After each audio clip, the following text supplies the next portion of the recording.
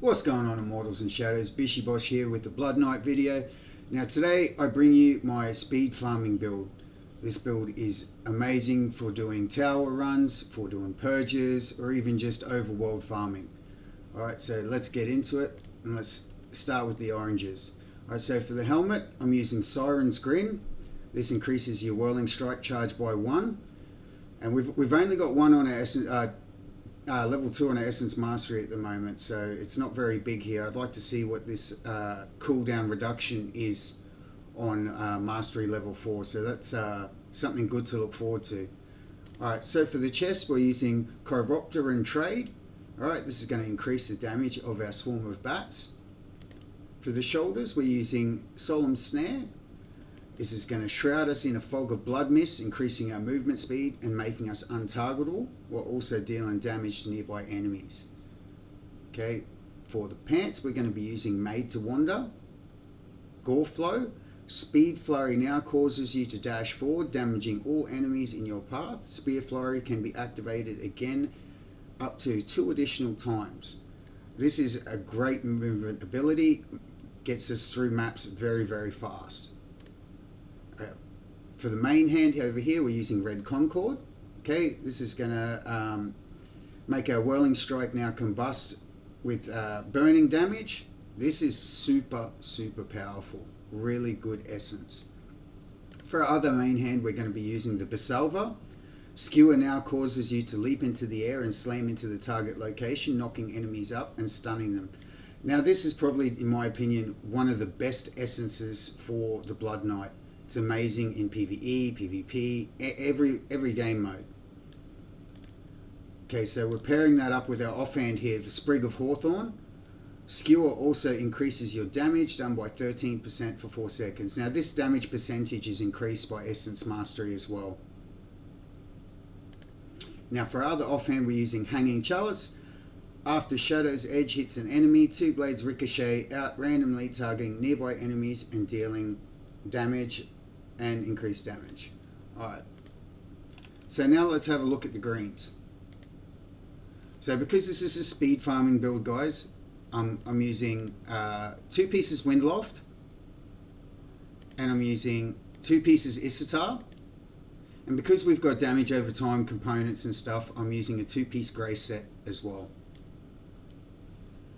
Now invocations and curses, look, as you can see I don't have any curses at all activated.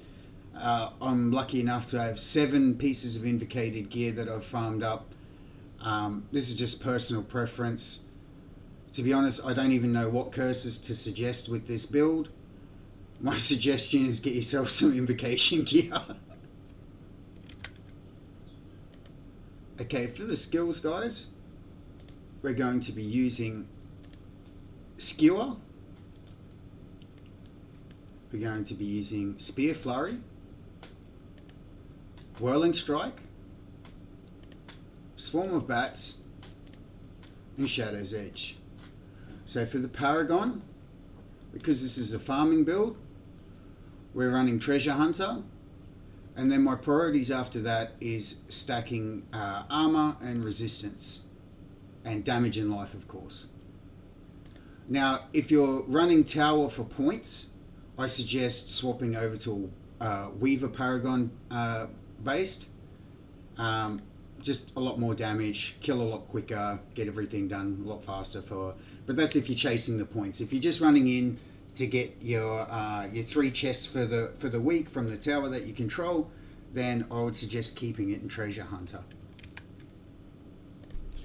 So I guess all that's left now is to give you guys a bit of a demonstration of the build in action. Alright, so I'm here with clan member, a good friend of mine, Sid, and he's running the same build as me, except he doesn't have the helmet I have yet. So instead he's using Vow of Trickery, and that's because the Essence Mastery on this decreases the cooldown of Whirling Strike. So if you can't have the extra charge of Whirling Strike with the cooldown reduction, at least you can get some cooldown reduction from this Vow of Trickery. So also Whirling Strike blocks incoming projectiles, kind of a bit meh for what we're doing, but it is what it is. You got to make do with the essences that you've got, I guess, guys. Alright, so let's get into it, Sid.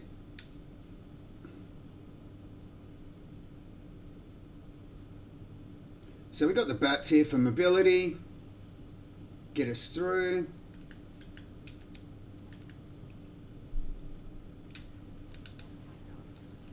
Look at that mobility, how quick we can get through this. Let's pick that up. Pop the ultimate for the boss.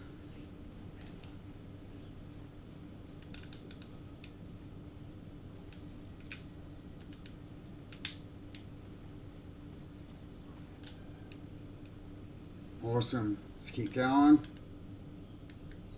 As you can see, this build is amazing with its speed.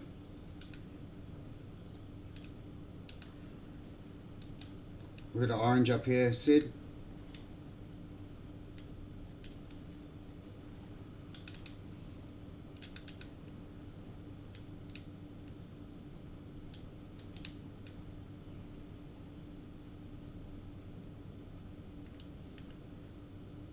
Now with that spear flurry, you notice you don't have to hit the 3 charges straight away. You've got a little bit of time between each charge.